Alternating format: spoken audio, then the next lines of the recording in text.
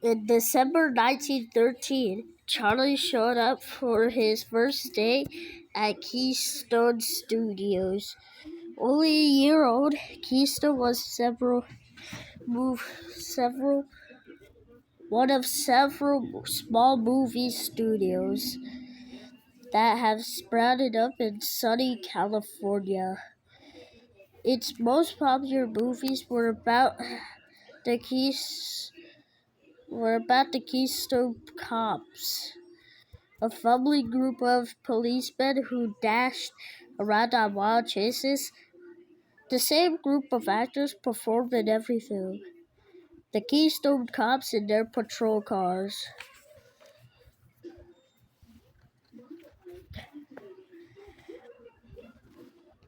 The studio was 5 miles outside of Los Angeles. To Charlie, it looked like a big dumpy warehouse.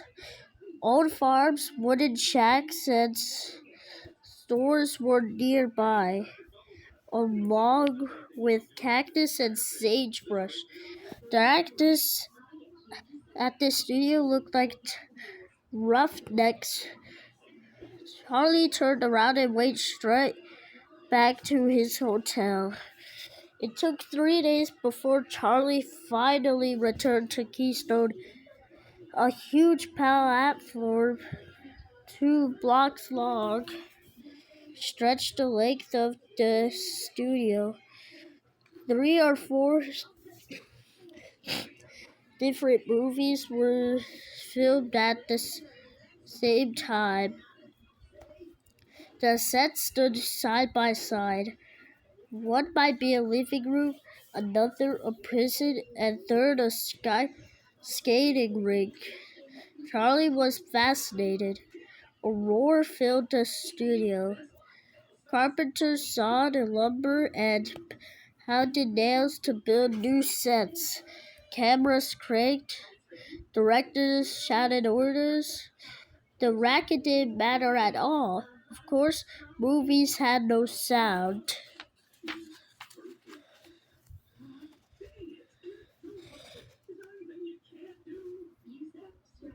Movie studios didn't use electric lighting at the time either. Even though no electric lights were widely used by then, none were powerful enough to expose film. Instead, bright California sunshine lit the studio. Charlie was given a few orders to look around to see how movies were made. Something surprised him. He heard a director shout "cut" after an actress had only pounded on a door. That was when Charlie learned that movies were made in little pieces. The scenes were filled out of order, and later spliced together in the editing room. When Charlie was ready to play his first role, there was another surprise. Keystone made movies without a script. Directors started filming with only a loose idea of the story. The actors and directors made up most of the gags on the spot. In the theater, I had been confined to a rigid routine of repeating the same thing night after night, wrote Charlie, but films were freer. They gave me a sense of adventure. A couple of days later, Charlie's first movie, Making a Living, was done. Movies at the time were called shorts. They would run one reel long or about 15 minutes. Keystone often made 3 movies a week.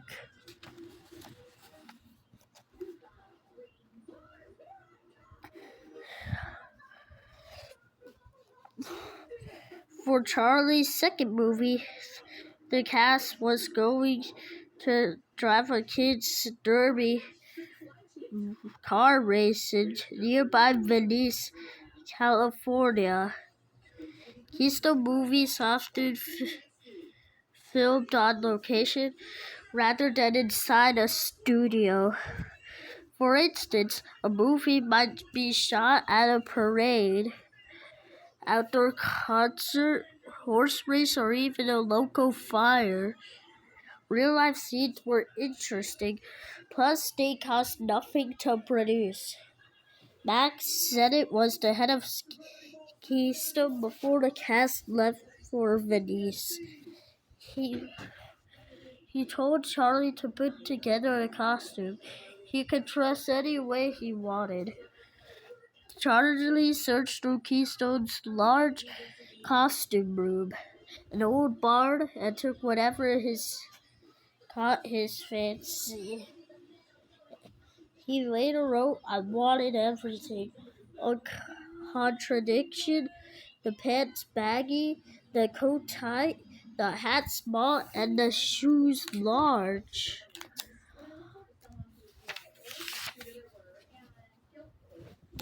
Okay.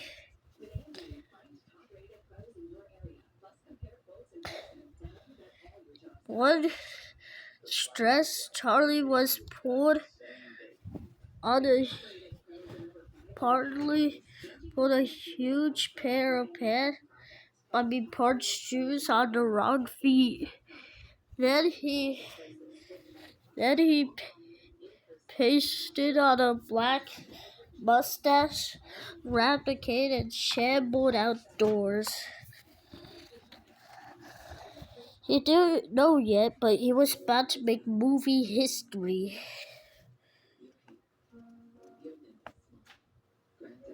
Charlie had just invented the famous character that became known as the Little Tramp.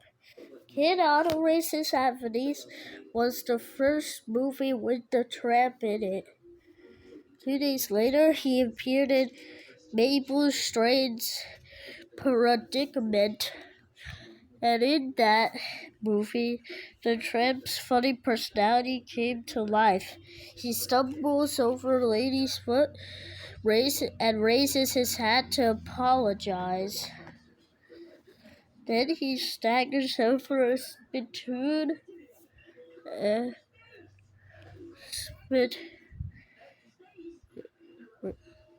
and tips his hat to that too. He gave an elegant twirl to his cane and knocks off his own hat.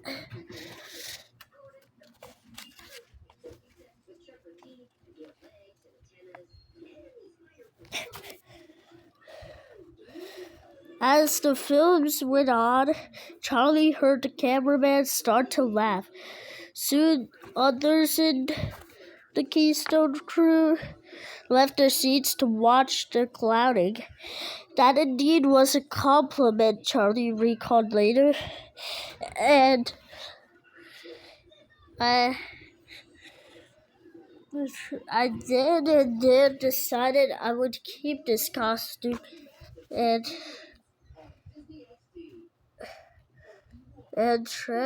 keep to this costume and tramp character. Whatever this happened, I would.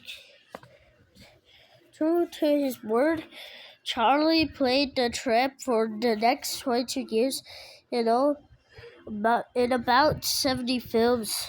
He created one of the most famous characters ever to appear on screen just after 5 days in the movies.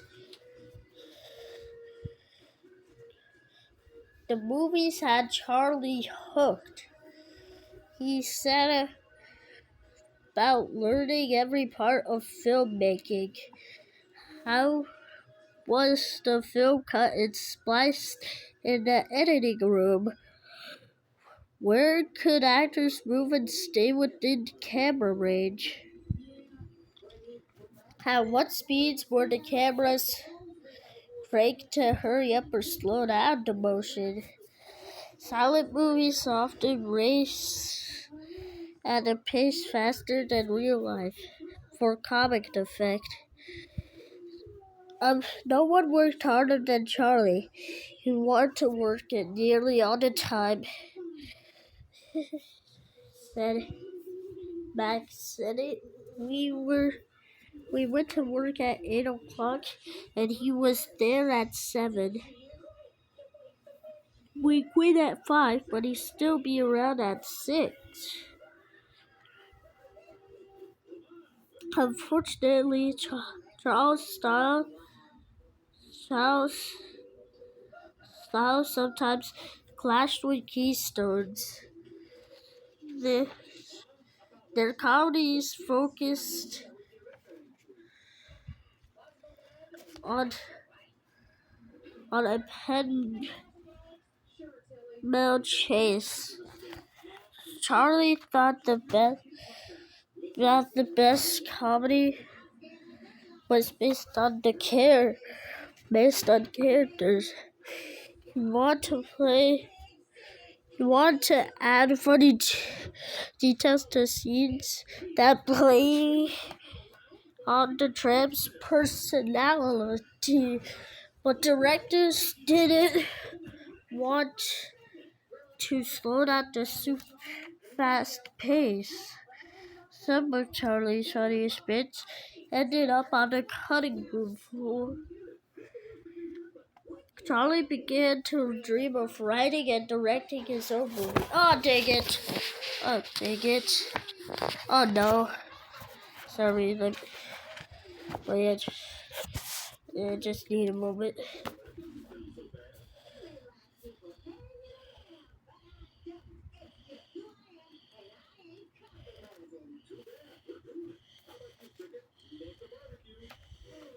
Oh, there it is.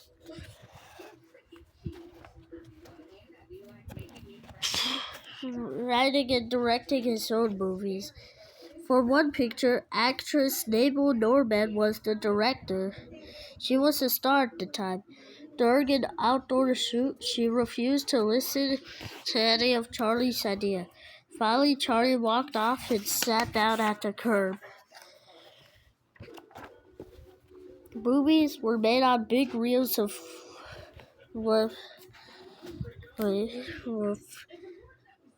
film. Cameras were cranked by hand. Live music at the theater set a mood. Projectionists cranked the film. Title card flashed on the screen.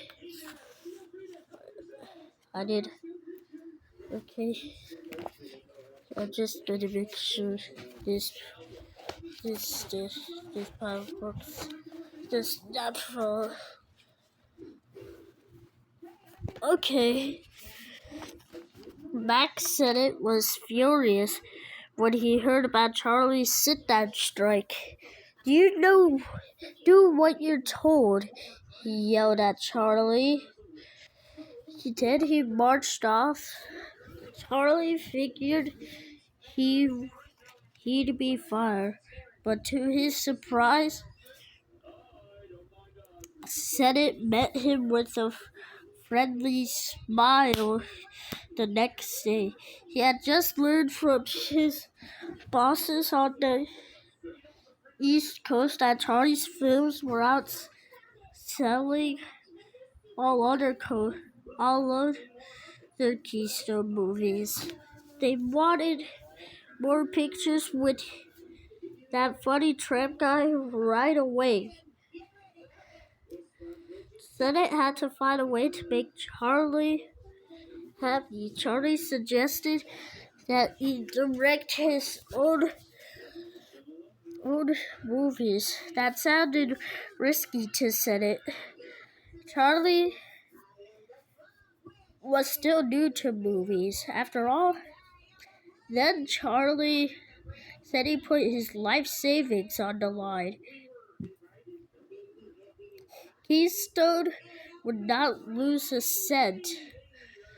That sealed the deal. From then on, Charlie was both director and star of his films.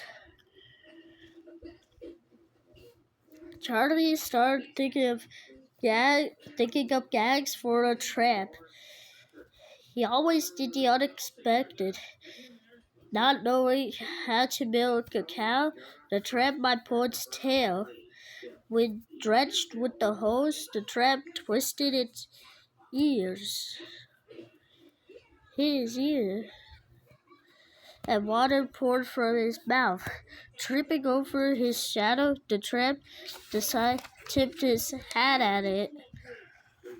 In between scenes, Charlie entertained the crew by clock dancing or doing headstands. To direct his cast, Charlie acted out all their parts before shooting. A seat at the time only cost a nickel or a dime. At that time, movies were shown in small theaters called Nickelodeons, converted from old stores. Sometimes Charlie slipped into a theater where his film was playing. No one recognized the handsome young man with the deep blue eyes. He looked nothing at all like the funny hobo on film. Charlie didn't watch the screen. His eyes and ears were focused on the audience. When did they chuckle? What made them laugh so hard? The audience feedback helped Charlie shape his next film. The first movie theaters were Nickelodeons.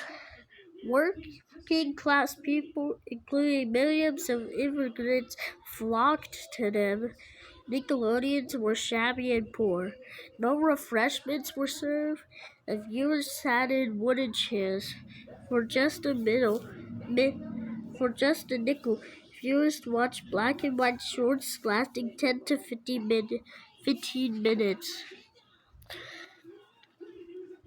Until then, movie actors had not been named on the screen. Now the public demanded to know who was that guy behind the mustache. Big cutouts of the tramp started popping up in front of theaters all around America. Charlie Chaplin, I'm here today, the signpost read. The Chaplin name became a big draw. After once here at Keystone, Charlie was ready to move on. The years seemed very long, but he had already made 35 movies.